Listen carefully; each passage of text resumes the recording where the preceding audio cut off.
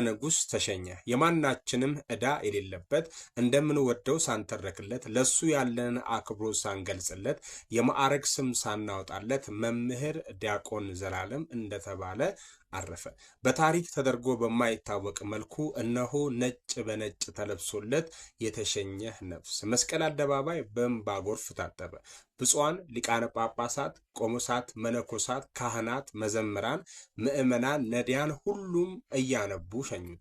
መምህር ዘላለም ዝቅታ ሳያውቀው ከፍ እንዳለ ኖሮ በክብር ወደ አምላኩ ወደ አምላካችን ተሸኘ። ብቻውን ብቻውን እንደ ደብር፣ ብቻውን እንደ ገዳም፣ ብቻውን እንደ ቤተ መጽሐፍት ነበር። ይህ ዲያቆን ዘላለም እዩኝ ያላለ ትሁት፣ ስሙኝ ያላለ ምስጉን፣ ቃላት እንደ ታናሽ ወንድሙ የታዘዙለት፣ የቀድሞ አባቶቻችን አንደበትን የተላበሰ፣ የማናችንም ዕዳ የሌለበት፣ እሱ ማስተማር ሲጀምር እንኳን የሰው ልጅ የዛፍ ቅጠሎች እንኳን ማንሾካሾክ ያቆሙ ነበር። ደግነትን ያልጀመረ፣ ትህትናን ያላስመሰለ፣ ቅንነትን ያልሞከረ የሰው ልጅ የለም። ጀምረው የጨረሱ ግን ጥቂቶች ነበሩ። እነዚህ ሁሉ ግን መምህር ዲያቆን ዘላለም አጣምሮ ኖሯቸዋል። እንዴት ቻላቸው? እንዴት ተሳወቀበት? እንዴት ዲያብሎስን ድል ነሳው? እንዴትስ ከገንዘብ ፍቅርን ከጭብጨባ ብዛት ከተለያዩ ጋጋታዎች ተደብቆ በዚህ ዓለም ኖረ?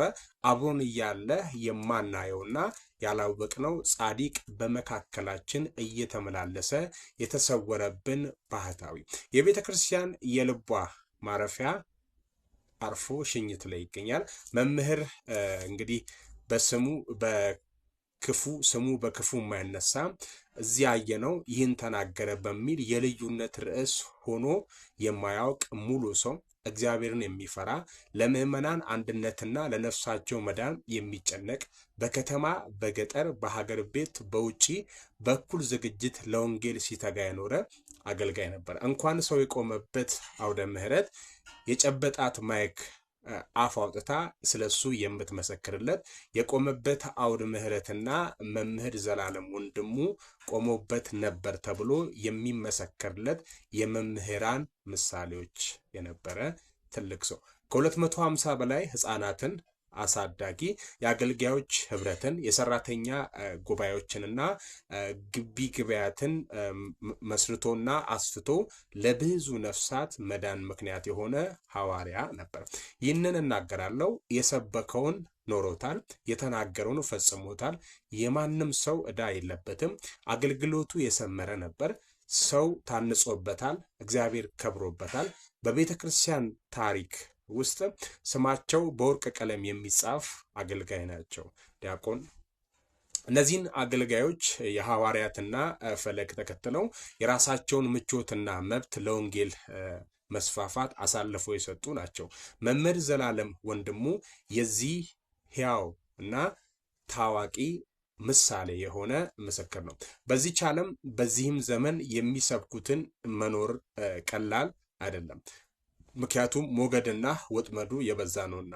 መምህር ዘላለም ወንድሙ ግን ሃይማኖትን በጽንዓት ለረጅም ዓመታት የአንደበት ወለምታ እንኳን ሳያጋጥመውና ሳይኖርበት አስተምሯል። ህይወቱን ያለ ነቀፋ ኖሯል። ኃይልና የተለያዩ ፈተናዎችና ፍቅረ ነዋይን እስከ ፍጻሜ ድል ድረስ ነስቶታል። እኛ የምናዝነው ስለጎደለብን ነው። የምናለቅሰው አባት መምህርና ወንድም ስላጣን ነው። በአንጻሩ የምንጽናናው ሲያገለግለው ወደ ኖረው አምላኩ በክብር ስለሄደ ነው። የአገልግሎት በረከት ትድረሰን። የእናታችን ቅድስት ቤተክርስቲያን እንዲሁም መድረኩን አስከብሮ ያለፈ መምህራችን ነበር። እናት ኦርቶዶክሳዊት ተዋሕዶ ቅድስት ቤተክርስቲያን በዚህ ጊዜ ትልቅ ድምጿን የብርሃን ምሰሶዋን አጣለች። አምነን የምንቀበልበት ሰዓት ነው። ነጭ እውነት ይሄ ነው። ሁላችንም ጽናቱን ይስጠን።